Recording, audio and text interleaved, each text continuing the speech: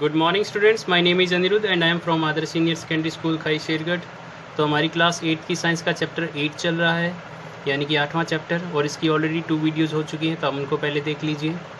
तो हमारा जो टॉपिक है वो है सेल यानी कि कोशिका। तो हम कर रहे थे ऑर्गेनलीज ऑफ सेल यानी कि कोशिका के अंगक।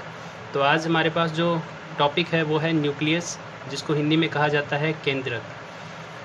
तो क्या होता है न्यूक्लियस और क्या इसके फंक्शन हैं वो भी देख लेते हैं। It is important part of the living cell, यानी कि ये महत्वपूर्ण भाग होता है कोशिका का। It is generally spherical and located in the centre of the cell, और ये आकृति में कैसा होता है, गोलाकार होता है, और ये कोशिका के मध्य में स्थित होता है। Nucleus is surrounded by A membrane called nuclear membrane. अब न्यूक्लियस के चारों तरफ भी क्या होती है, एक झिल्ली होती है, जैसे कि सेल के चारों तरफ एक झिल्ली होती है, ठीक है, यानी कि कोशिका के चारों तरफ एक आवरण होता है जिसको हम प्लाज्मा झिल्ली कहते हैं, यानी कि प्लाज्मा मेम्ब्रेन। वैसे ही न्यूक्लियस के चारों तरफ भी क्या होता है, एक झिल्ली होती है, ठीक है, जिसको कहा जाता है nuclear membrane. This membrane is also porous, यानी कि ये जो मेम्ब्रेन होती है, ये जो झिल्ली होती है, ये भी छिद्रनुमा होती है, यानी कि इसके अंदर काफ़ी सारे छेद होते हैं।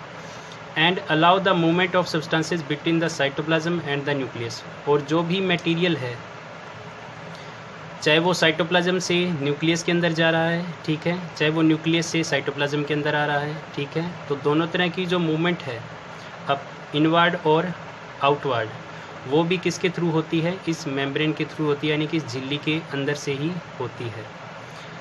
Nucleus contains thread like structure called chromosomes. Nucleus के यानी कि जो केंद्रक होता है उसके अंदर धागे जैसी संरचनाएं पाई जाती हैं, ठीक है, कुछ इस तरह से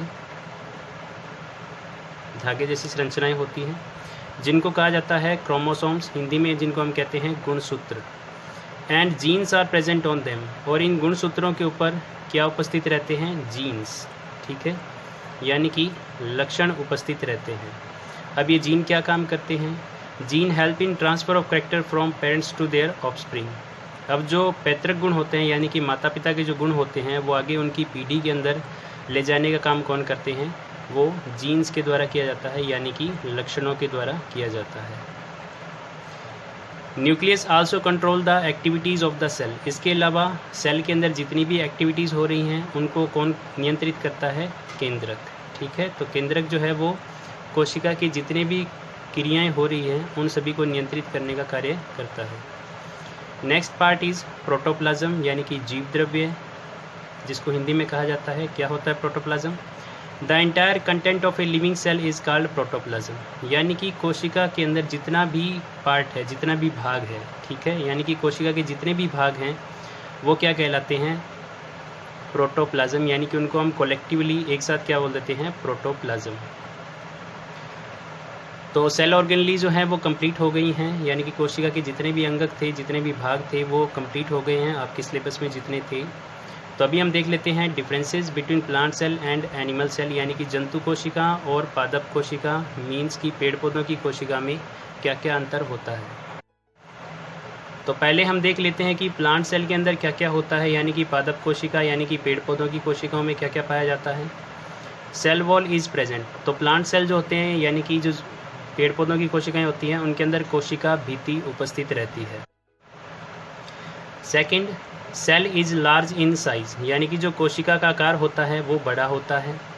plant cell are rectangular in shape, और जो पादप कोशिकाएं होती हैं उनकी आकृति कैसी होती है, आयताकार, यानी कि ये आयताकार आकृति की होती हैं।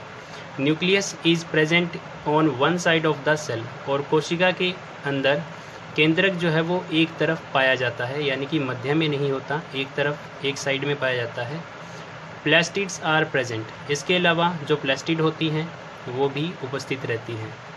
Vacuole is of large size, और इनके अंदर जो रसस्थानी होती है, यानी कि जो खाद्य रिक्तिका होती है, वो बड़े आकार की होती है। सेकंड है एनिमल सेल, यानी कि जंतु कोशिका, यानी कि एनिमल के जो सेल होते हैं उनमें क्या क्या पाया जाता है। सेल वॉल इज़ एब्सेंट, तो इनके अंदर क्या है, सेल वॉल जो होती है, यानी कि कोशिका भित्ति जो होती है वो एब्सेंट होती है।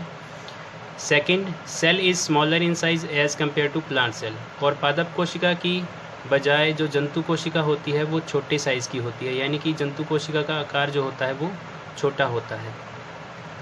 Animal cell are spherical in shape, और ये कैसे होते हैं, इनकी आकृति गोलाकार होती है। Nucleus is present in the centre of the cell, और जो केंद्रक होता है वो कोशिका के मध्य में उपस्थित होता है। प्लास्टिड्स आर नॉट प्रेजेंट, और इनके अंदर प्लास्टिड्स नहीं पाई जाती। Vacuole are of small size, जो वैक्यूल्स होते हैं यानी कि इनके अंदर जो रजधानियाँ होती हैं वो छोटे आकार की होती हैं। तो इसी के साथ हमारा जो चैप्टर है वो कंप्लीट हो गया है। आई थिंक कि आपको कंप्लीट चैप्टर अच्छे से समझ में आ गया होगा। तो आज के लिए बस इतना ही। Thank you.